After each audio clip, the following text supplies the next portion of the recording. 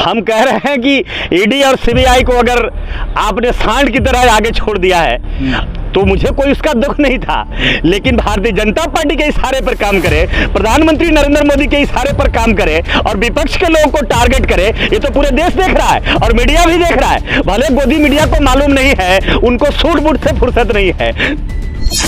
2024 के अंदर अगर विपक्ष जेल के अंदर हो जाएगा, लेकिन देश की जनता तो नहीं होगी, वोटर नहीं होगी। वोटर इनके काले कारनामे को देख रही है और जनता इनको सजा दे देगी। 2024 में वो चाहते हैं इनको जेल में कर हम इनको अंदर करके हम चुनावी बेतरतीब पार हो जाएंगे, तो ये भारतीय जनता पार्टी की भूल है। जो शीतकालीन सत्र जो अभी 3 महीना बाद आने वाला था, प्रधानमंत्री ने हार स्वीकार कर लिया, ये पूरे देश को जानता है। अब उनको बिल्कुल आखिरी दिन है, ये डायलिसिस पर ये सरकार है, ये डूबता हुआ जहाज सरकार है। आज 42 पार्टियां जो जुटी है इनके साथ, वो 42 पार्टियों का रिकॉर्ड जोड़ लीजिए, जिनके पास कोई सरपंच की हैसियत नहीं है। आज वो एनडीए के साथी हैं, आज एनडीए में चले गए हैं। कल तक ये 400 पार की बात करते हैं, आज ऐसे ऐसे साथी घूम रहे हैं जिनको कल तक लात मार दिया था, जिनको बाहर कर दिया था। अब रामदास अठावले की धारा में आएंगे। अगर आप रामविलास पासवान जी जैसे आज चिराग पासवान जी हैं, उनके धारा में, उपेंद्र कुशवाहा जी के धारा में आएंगे तो देश टूट जाएगा, देश बर्बाद हो जाएगा। क्योंकि भारत का संविधान और जमहूरियत ये दोनों खतरे में है, इसे बचाना है। देश की जनता वो नहीं देख रही है, देश की जनता गठबंधन नहीं देख रही है, देश की जनता उम्मीदवार नहीं देख रही है। देश की जनता अगर कुछ देख रही है तो अपना दुश्मन आरएसएस को देख रही है, संविधान विरोधी दुश्मन देख रही है, अम्बेडकर विरोधी दुश्मन देख रही है, अपना वजूद का विरोधी को देख रहा है।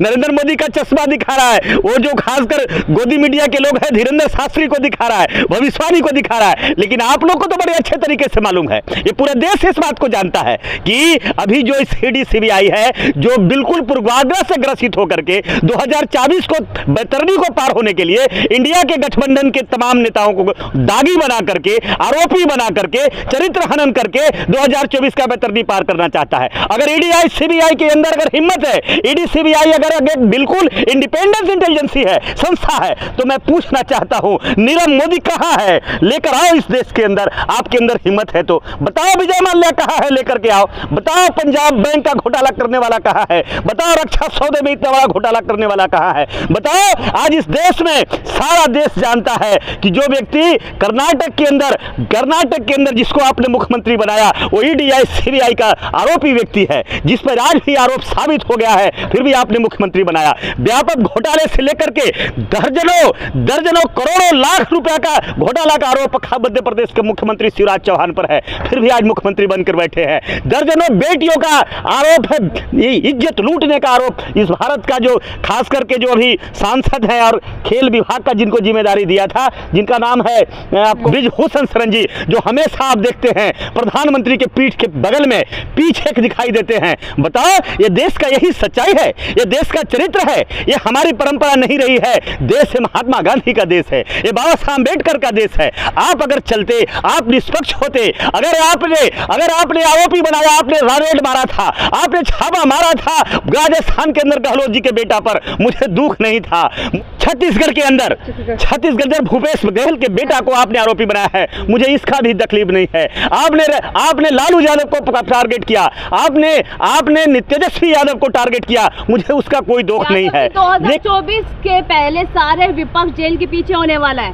2024 के अंदर अगर विपक्ष जेल के अंदर हो जाएगा, लेकिन देश की जनता तो नहीं होगी, वोटर नहीं होगी। वोटर इनके काले कारनामे को देख रही है और जनता इनको सजा दे देगी। 2024 में वो चाहते हैं इनको जेल में कर हम इनको अंदर करके हम चुनावी बेतरतीब पार हो जाएंगे, तो ये भारतीय जनता पार्टी की भूल है। करना होगा, देश में रहना है, मोदी योगी करना होगा। नहीं कह रहे हैं कि जोगी और मोदी क्यों करेगा? हमारे यहाँ जोगी और मोदी कहने की परंपरा नहीं है। हमारे यहाँ जय संविधान और जय बाबा साहब अम्बेडकर कहने की परंपरा है। हम संविधान मानने वाले लोग हैं। जेल के अंदर अपनी जिंदगी दे देंगे, जेल के अंदर अपनी जान गंवा देंगे, लेकिन जोगी मोदी नहीं करने वाले हैं। हम मजबूर लोग नहीं हैं, मजबूत लोग हैं, इरादे से मजबूत लोग हैं। जब कोई व्यक्ति सताया गया है, जुल्म अत्याचार का शिकार हुआ है, तो वहां से एक ऐसी चिंगारी निकली है जो इनके पाप का लंका को हमेशा जलाता रहा है। देश की जनता में सहानुभूति हो रहा है। जो काम कर रहे हैं 9 साल के अंदर, जो अगर इनकी उपलब्धियां कुछ है तो इनकी उपलब्धियां अडानी और अंबानी है। इनकी अगर कोई उपलब्धियां है, ईडी और सीबीआई है। ईडी और सीबीआई के सहारे एक गरीब दलितों के नेताओं को, पिछड़े को नेताओं को, मुसलमान के नेताओं को कहीं इनकाउंटर करके, कहीं जेल भेज करके अगर ये चुनाव जीतना चाहते हैं तो ये भूल में नहीं रहे हैं। इस तरह का मॉडल आपको आ चुका है। 24 के लिए अगर आप तैयारी कर रहे हैं तो 24 का टेलर आया है, और 24 का टेलर के साथ साथ कर्नाटक और हिमाचल को छोड़ दीजिए, आप बंगाल को छोड़ दीजिए। अभी 5 राज्यों का विधानसभा चुनाव हो रहा है और 5 राज्यों में सर्वे आ गया है।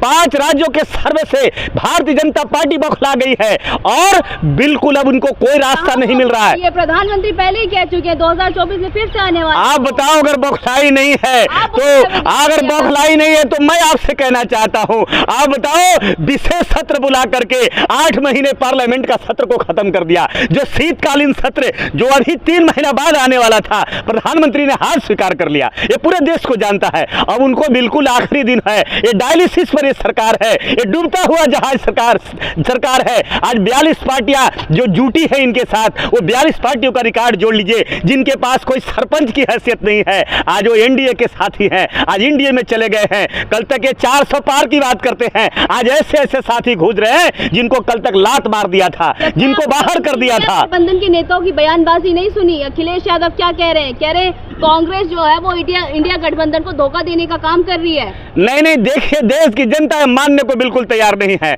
मैं कह रहा हूं कि आप लोग गोदी मीडिया की भाषा नहीं बोले, ये गोदी मीडिया की भाषा है, क्योंकि इंडिया गठबंधन मजबूत है, इंडिया गठबंधन एकजुट है। और 2000 जो खास करके जो गठबंधन बना है, ये जो खासकर जो क्षेत्रीय इलेक्शन हो रहा है राज्य का, नहीं, बिल्कुल नहीं। आपने सुना होगा, और मैं चाहता हूं, भले आप लेना चाहते हैं फुटेज या लेना चाहते हैं बयान, वो अलग बात है, लेकिन मैं अच्छी तरीके से आपको बता दूं, इंडिया गठबंधन भी एकजुट है, अखिलेश जी भी एकजुट है, क्योंकि जो गठबंधन अभी हो रहा है वो गठबंधन मध्य प्रदेश और छत्तीसगढ़ राजस्थान के लिए नहीं गठबंधन हो रहा है। 2024 में आरएसएस को खत्म करना है, भारतीय जनता पार्टी को खत्म करना है। समझने में गलती हो गई थी क्या गठबंधन के रूल नियम? मैंने कहा कि बिल्कुल जो गठबंधन हुआ है लोकसभा के लिए गठबंधन है, ये 2024 का गठबंधन है। आप लोग दिमाग गलत लगा रहे हैं, आप लोग ज्यादा दिमाग लगा रहे हैं। बोलने लग गए थे मध्य प्रदेश के टिकट बंटवारे में, ये कह रहे हैं गोदी मीडिया की भाषा। हम पॉलिटिकल पार्टी चलाने वाले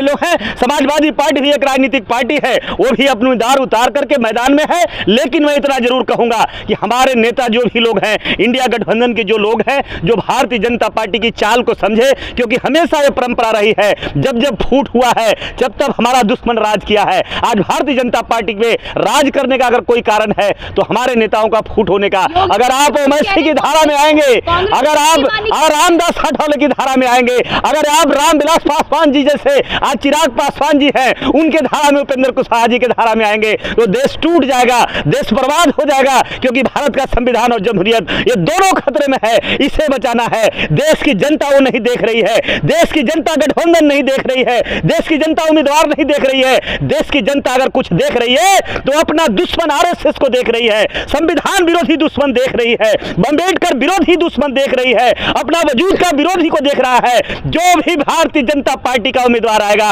इंडिया गठबंधन के लोग इंडिया गठबंधन को मजबूत करते हुए इनको खिलाफ में बटन दबाकर इनको सफाया करने का काम करेगा। ठीक कर लीजिए पहले सर जी, अपने गठबंधन की मतभेद तो ठीक कर। हम कह रहे हैं गठबंधन की मतभेद जनता नहीं देखने वाली है, नेताओं में तो होते रहता है। अगर 100 मटके एक जगह भी रख दो तो आपको ऑटोमेटिक आवाज कुछ न कुछ टून टान की आने रहेगा। इसलिए गठबंधन बड़ा है, क्योंकि देश के 125 करोड़ लोग जो यहाँ इस देश में 140 करोड़ लोग हैं, 115 करोड़ लोगों का इंडिया गठबंधन है। इसमें थोड़ी बहुत ऐसी बातें सुनने को मिलते आएगा, लेकिन मैं कहना चाहता हूँ आप गोदी मीडिया का हिस्सा नहीं बने, क्योंकि ये गोदी मीडिया की भाषा है, देश को तोड़ना चाहता है, मीडिया को जो खासकर लोकतंत्र का चौथा स्तंभ मिटाना चाहता है। आपकी वजह से तो इस देश का स्तंभ बचा है, लोकतंत्र बचा है। सर, एक सवाल हमारा ईवीएम पे है,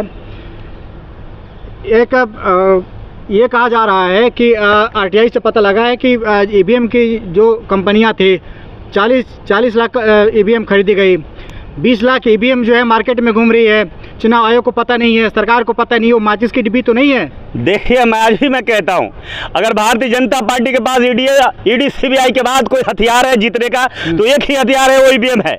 मुझे मालूम है बात को, और देश भी जानता है, आप जैसे सारे मीडिया के लोग इस बात को जानते हैं। नरेंद्र मोदी को अगर अभिमान है, आरएसएस को अभिमान है, अहंकार है, तो सिर्फ ईवीएम का है, लेकिन आपसी फूट हो गया है। ये बात आरएसएस की तरफ से आ रहा है, नरेंद्र मोदी के खिलाफ में यह बोल रही है आरएसएस, और नरेंद्र मोदी को भी पसंद नहीं करता है, क्योंकि जब जब कोई ओबीसी पिछड़ा दलित का नेता अगर भारतीय जनता पार्टी में जब आगे बढ़ता है, मजबूत होता है, तो आरएसएस भस्मासुर की तरह उसको हाथ रख के समाप्त कर देती है। 14 पत्रकारों का एक सवाल और है, जिस 14 पत्रकारों का आपने बहिष्कार किया, कमलनाथ जी उसी एक पत्रकार अनामिका के साथ फोटो शूट कराते हैं, ये तो कांग्रेस का दोगला चरित्र दिखाता है मध्य प्रदेश में। देखिए, मैं कह रहा हूं, फिर से मैं बोल रहा हूं, मैं कांग्रेस पार्टी का कोई कार्यकर्ता नहीं हूं, कांग्रेस पार्टी का एजेंट ही नहीं हूं, लेकिन हम एक देश के सुलझे हुए नागरिक हैं, एक देश के लिए, समाज के लिए सोच रखने वाले लोग हैं। देश के SC ST OBC NT DNT BJP मुसलमान क्यों बिल्कुल हितैषी सोच रखते हैं, लेकिन स्पष्ट रूप से आपको बता देता हूं, देश की जनता को वो दिमाग में नहीं आ रही है। देश की जनता संविधान विरोधी ताकतों को खत्म करना चाहती है, देश की जनता मोदी को खत्म करना चाहती है। आप मोदी को देश क्यों मान रहे हैं?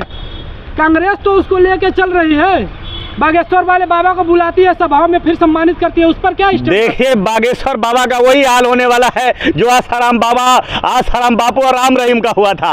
आप बागेश्वर का नाम इतना क्यों बार बार लेते हैं? बागेश्वर धाम की कोई वजूद नहीं है, एक चूहा है जिसे पैर से मसल देंगे तो खत्म हो जाएगा। ये बागेश्वर का मतलब कुछ नहीं है। जो हमारी बेटियों को जो बोलता है, खाली प्लॉट बोलता है, जिस तरह से अपमान करता है, ये बातें करता है, ये राम रहीम से भी बड़ा गुंडा है। ये बिल्कुल एक आवारा आदमी जिसका नाम बार बार ले रहे हैं, बिल्कुल हम उसका पसंद नहीं करना चाहते और उनका नाम उच्चारण नहीं करना चाहते। इसको आरएसएस खड़ा किया, आरएसएस का एजेंट है, आरएसएस का छोड़ा हुआ घोड़ा है, और उस घोड़े पर हम आज भी मैं कहता हूं, बेटा अंदाज में रहो, होश में रहो। 2024 में अगर सरकार बनी तो तुझे घुड़सवारी में सिखा दूंगा। अगर तू आरएसएस का घोड़ा है तो मैं तेरा घोड़सवार बनकर इस समाज के लोग बता देंगे।